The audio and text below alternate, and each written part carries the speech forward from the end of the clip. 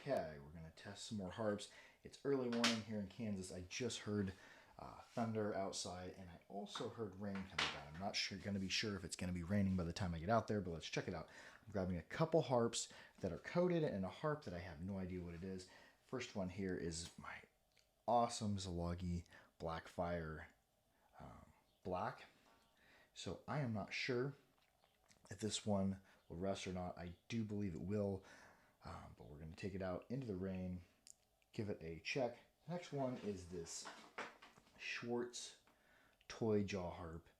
I think it's coated with plastic or paint. We're gonna test it. Not too worried about that. And the last one here, this is one of my favorite harps. This is a khomus out of Kyrgyzstan, and I'm not sure if it's plain steel or if it's stainless. We are about to find out. So let's go out into the thunderstorm, if it's still thunderstorming. Okay, we're not going to spend too much time out here as there is lightning going on. The rain's coming down. Well, we'll put these out here. We'll check them in a couple hours. I don't want to let my khomus or the Zalagi Blackfire go too far. I'm getting ready. Just got back inside, and then I realized, I'm like, oh, at Boxcar Bets was commenting that the oxidation or heat colors do provide some or a little bit of rust resistance. And I'm like, oh, here I have my Boxcar Bets. I think this is a surge. Might be a flex, but comment below if it's different. I think this is a surge. Here we have heat colors on the reed. We have heat colors on the reed here, heat colors on the frame. Then we have frame that has heat color and some that is bare steel. So I'm expecting the steel to rust, but also on the reed we have heat colors and bare steel because it's been etched. So let's see if by the time we're going to check this in an hour, if the bare steel rusts or not, and if the heat colors rust. So this is a good test. We're not going to let this go very far. I do not want this harp to get damaged or pitted, but let's go back outside into the rain, get a little bit wetter, and check it out. I'm also going to say be careful during lightning and thunderstorms. It is not safe to be outside. We haven't got lightning here in a little bit, so here comes the Boxcar Bet surge. It's raining pretty decently coming down. We're going to put you out here and then get out of here, not get hit by lightning. All right, let's just add one more harp for fun. I was thinking, I'm like, oh, we did a Varghan forged stainless. There was some rusting, meaning there's probably some imperfections in the metal. I'm like, ooh, let's try another Varghan and see if it will rust at all. Now, what the Lohar over there are doing is quite a bit different than what other stainless makers are doing. They are not buying pre-prepared pure stainless. I believe they're either making it from scratch or scavenging or reforging other stainless items. So that could be allowing imperfections or other metals into the metal since they're making it from scratch, which is much, much more difficult than just buying stainless and doing something with it. So very traditional way of doing metal, and they're making their own stainless. So let's try another one, see if it's going to rust. Let's go back out into the thunderstorm and just see what happens here. Okay, it is raining more, so we're going to make this quick. Oh, those raindrops are big. There we go. Come over. Ah! Okay, it's been about 2 hours. We'll see what's happening with the harps. I imagine I'm going to be pulling some of them. So let's see what we got here. First, we have 10 Marcomas. And to see, oh, right there.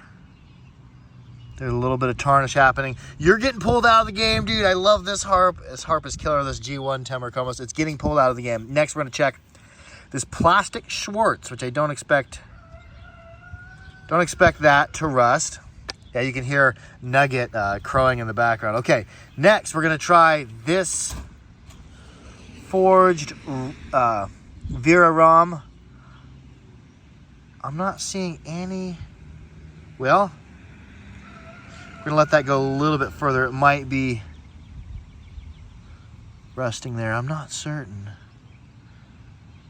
Well, I don't think it is. Okay, now the Zalagi Black Fire. I'm not seeing any rust. No rust, okay. Didn't see rust out of him. Now this one here. Okay, the surge is not rust. Okay, we're gonna put these down here. We're gonna let them go 1 hour. I'm going to be pulling. Well, we're definitely gonna keep an eye on the Varghan. This one definitely had a tiny amount of flash rusting. It looks like. Let's take it inside, get him healed up. Okay, it looks like we did get some real mild tarnishing right there. Let's see if it comes off on a napkin. Man, it was so light, so faint.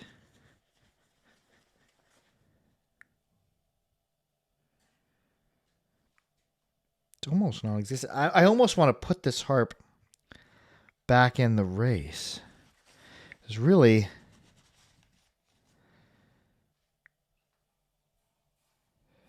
a little bit of browning. Was that real?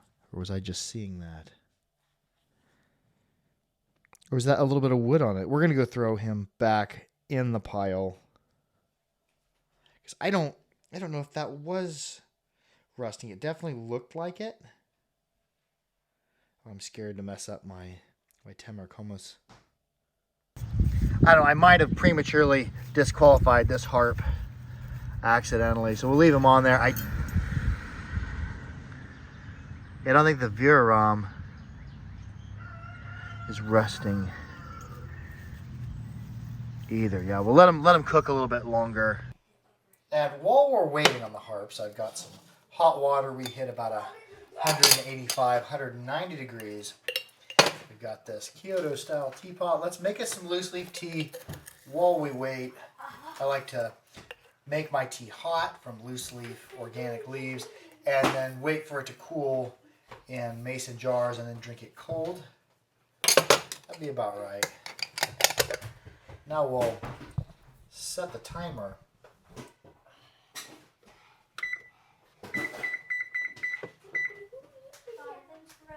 Go ahead and sing. We need it for the video. Okay, we'll turn this timer off. Our first running of tea is ready while we wait for the jawharps to cook. I really like the tea bloom teapot. It's a Kyoto style, but you remove it here. I work a lot with loose leaf teas, so it's best if you have room for them to unfurl. And then I'll take the tea. This is my first run of tea here.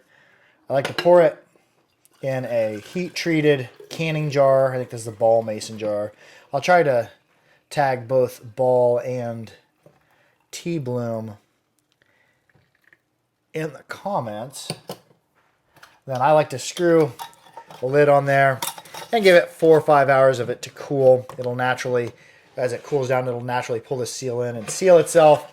So now I've already did my first run of tea, which I'll consume first once it's cool, pour it over ice. My second run of tea, I'll put water in there. And for my first run of tea, I always pour 1 mason jar's worth and then just a little bit of extra because the tea leaves themselves will soak up a bit, but they're already wet, so I don't really have to pour any extra. Now, I'll put it here with the lid on, turn it all the way up, and I'm going to be taking the temperature with a digital thermometer. Once it gets up to temperature, we'll drop the tea leaves in, and pretty soon we'll check on our jawharps. Okay, let's check and see where we're at here. And comment below. Oh, we got too hot. Too hot. We're going to have to let it cool. 200 is too hot. It's way too hot. Yeah, it was. In the game section. I think we've cooled enough. We'll put our leaves back in. We have one more chore, one more task we can do before we check the harps. I want to give it all the way till noon to cook outside and see if they're rusting. And for the second run of tea, I always leave it sit for longer. Instead of 5 minutes, I'll let it sit about 20 to 30 minutes, and then we'll cool it off, pour it in the mason jars. Then we have enough tea to support the jaw harp kind of content. Now our second run of tea is brewing, so let's do a little bit of yard work here as opium lettuce. And we'll save this. This I'm going to put in the compost pile. Did some sharpening last night. More honing on the grass hook. I think it's working better now.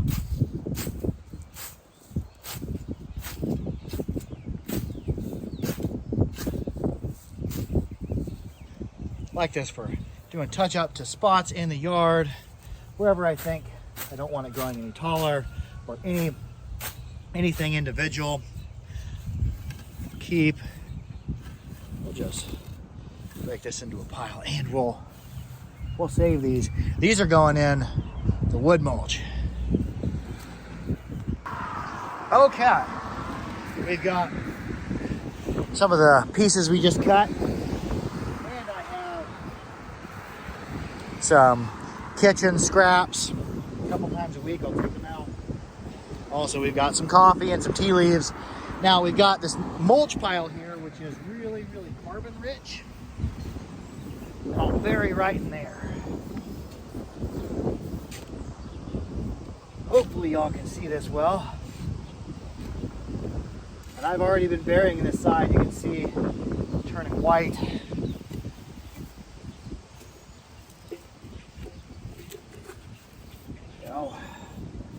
And that carbon from that wood mulch will really help that break down. Or actually, it's to break down the carbon in the wood, you need nitrogen. The bacteria needs nitrogen to be able to break that down. So by adding the green grasses and the green kitchen scraps, it'll help the bacteria to do the work.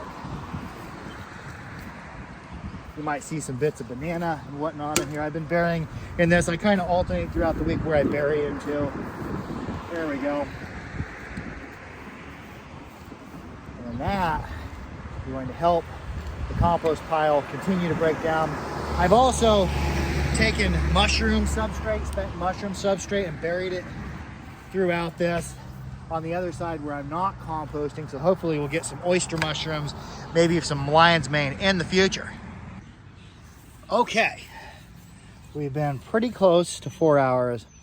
Let's check the Temmer khomus. And yeah, we are getting some discolorations on it. Yeah, right there. A little bit of rusting, so. And it's wiping off easy, so I think it's the high polish of this is making it easy for me to just wipe off any of the flash rusting. So this one's out of here. We're not going to continue it any further for him. Let's check over here, the Gorka, or this is the Viraram forged stainless. Not seeing anything I seen with the last one with the rusting. Well, that reed might be going just a touch. So I'd say it's definitely way more resistant than the forged iron. We'll try the plastic harp. I don't think the plastic harp's gonna rust, or plastic coated harp. Still working. We have the boxcar bet. Oh my gosh, there's no, oh wait. Right there. Just a touch right there. So not as fast of a ruster as I would have thought. Okay. Now for the last one, the Zalagi Blackfire. Oh, right there. See right there? It's beginning to rust. You can see it on my thumb. I'm not going to continue. This one's getting pulled out of the game as well because this is one of my everyday players. I don't want to let any more tarnish happen. So yeah, real cool. We're going to, I don't think anyone in this is going to advance. Actually, I'm going to let this one, the only one that didn't tarnish at all, advance to the final round of the Will It Rust Jaw Harp Challenge.